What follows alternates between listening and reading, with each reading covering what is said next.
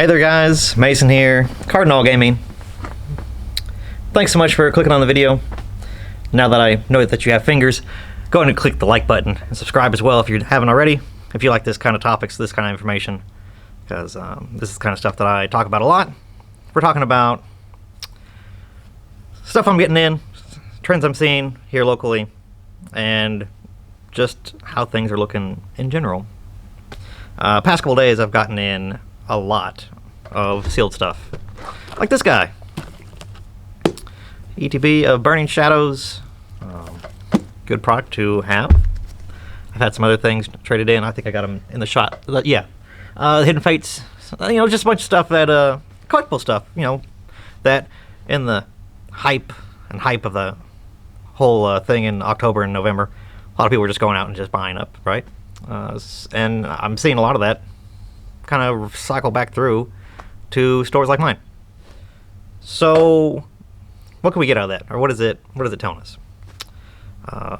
It really tells me just how casual the collector market is, and how even if you aren't investing, your collection can be pretty casual, and just stuff that you like, and stuff that you think is going to have value, and maybe that you're not necessarily dedicated to sitting on for the long term, which is fine.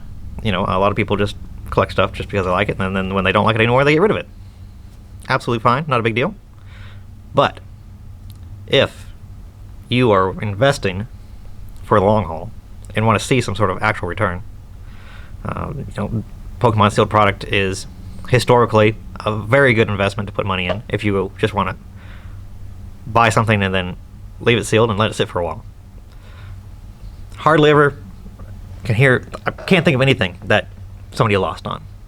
Pokemon normally always at least sticks at MSRP, and then only appreciates as that product gets opened, or stuff gets more rare, and years go by. So you kind of have to separate yourself from, if you want to be that kind of investor versus a collector. You can be both, of course. I'm not saying you have to pick one or the other, but pick one or the other, and take it seriously if you're wanting to buy something to sit on, because now would not be the time to sell like a Champion's Path ETB. Those are still being found out in the wild, and out there. Price is pretty mellow on those, pretty stable. So if you bought that thinking, hey, it's Charizard, now is not the time. It's too early. So you kind of got to pick between whether you got to use the terms, you got the diamond hands or you got the paper hands, or what I'm going to call the cardboard hands, since we're dealing with trading cards. If you got cardboard hands, you are selling this stuff and you just had it for not seriously. If you're serious, you got to have that rainbow rare diamond hands. See what I did there? You got it. Okay. When you invest in something, to think of it as like any other actual investing thing, that you want to be serious about. You want to set a goal or have an idea in mind of where you want whatever it is you're putting your money into to grow and mature into, and you want to put a time frame on that. Let's see, a Champion's Path been out since November, so that's 5 months. That's not even a term of time to seriously investing in. So if you want to use time just to have a frame of reference, Pokemon works on a 2-year cycle. Things that roll into standard sets are in standard rotation for 2 years. So you have 2 years basically before that product stops seeing support traditionally. And so you got to at least hold something for 2 years if you want to see any sort of chance of growth. Obviously, last year was an anomaly and everything went up in price. And if you bought something from forever ago and thinking, hey, I'm going to have a 2-time return, and then you ended up getting a 5 or 10-time return, good, that's awesome. If you did and you sold, you probably made the right decision, because based on the time that you have it and were holding on to it and had the money tied up, you did good. But yeah, traditionally you want to, set a time frame, whether it's 2 years, 5 years, whatever you want to look at, and then have a goal in mind of what you want to see back out of putting that money into it. So, if you set and you want to say, hey, I want to double my money in 2 years, and then have like these checkpoints that you hit, and you say, you know what, this doesn't look like it's going to make it. I've only gone up $5 after 2 years. If you want to bail out, then yeah, makes perfect sense. But that's something that you got to kind of set it and then set it and forget it. Did I just say that? Set it and forget it, and throw it in the closet or whatever, and don't look at it, and don't, for God's sakes, don't open it if you are seriously investing in it. But yeah, you don't want to be sitting on something for 2 years and you're like, you know what, I'm going to open this stuff. If you are investing in sealed or you want to put money into sealed, keep it sealed, because more often than not, sealed product is going to be always more expensive than the stuff that you can pull. Look at any other set, any other collectible. Obviously, even like action figures and stuff like that. Keep it in the box. You want it in the box. So stuff to think about. We got to have those diamond hands on this stuff, and hold the line. Make sure that if you're investing and putting money in something, that you're going to stick with it. So I don't want to say whether or not these guys selling this stuff was a bad or a good choice. Burning Shadows is what, $100, $120 or something like that right now for ETBs. If you paid MSRP on this stuff, hey, you did good. I doubled my money. I'm getting out. And that can be your goal too. If you just say, hey, if I double up in between here and there, I'm getting out. Why not? That's good. No big deal.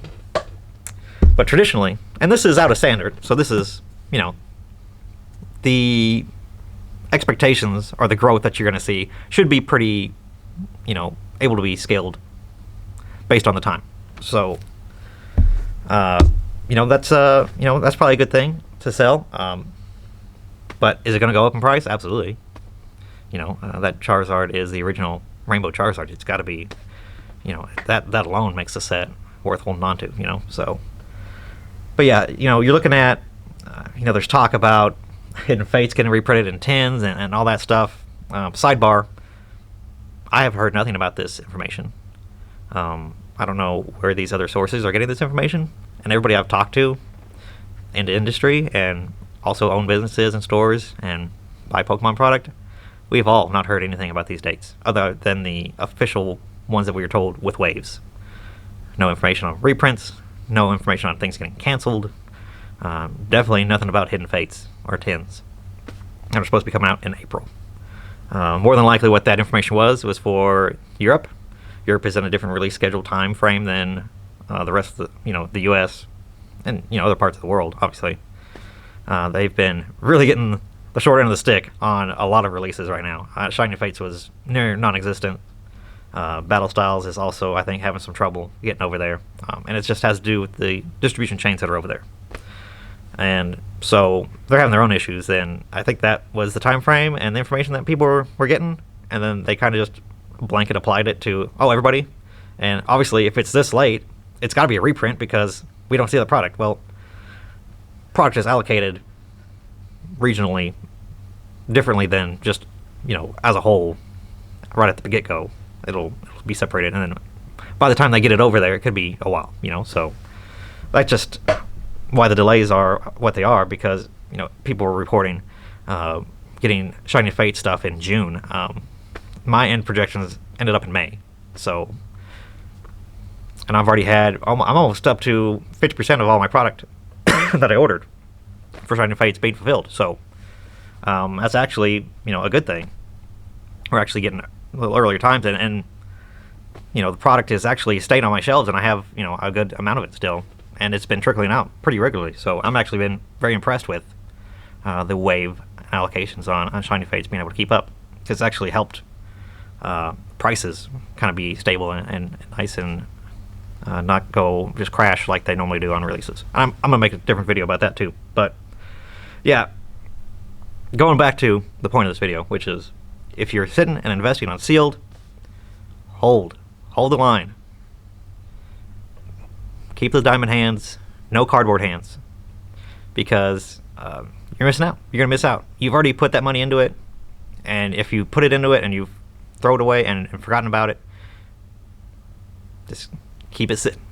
Keep it sitting, because forget about it. Because set something in your phone, alarm on your phone, or whatever. Put it on your calendar. Do not touch this until X, or see price of this on X date, so that you aren't tempted about moving it or doing anything with it. But that's the information I have for you guys today. The recommendation I got for you. I will be putting out some more videos. I'm going to talk about Shiny Fates now that it's already in the standard legal. So I'm going to talk about that and see what prices are doing on that. But that's all I got for you guys today. So appreciate you guys watching the videos, and thanks. I'll see you next time. Bye.